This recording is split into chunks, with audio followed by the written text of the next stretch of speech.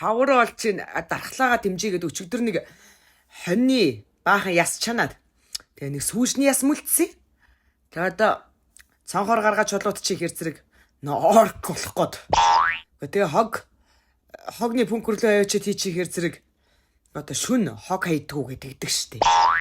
Тэгээ гэртээ онол чи хэр зэрэг чөтгөр шүгэлчих гээ. Нэг сүүжний яс үлдсэн биш өөрөөсөө ядаргаа болдог штеп. Йоо.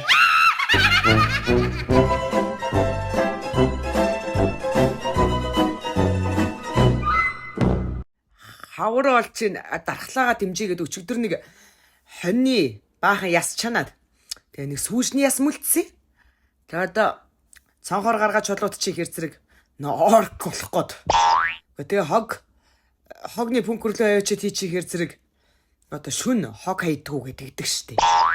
Тэгээ гэртээ онол чи хэр зэрэг чөтгөр шүгэлчих гээ. Нэг сүүжний яс үлдсэн биш өөрөөсөө ядаргаа болдог штеп. Йоо.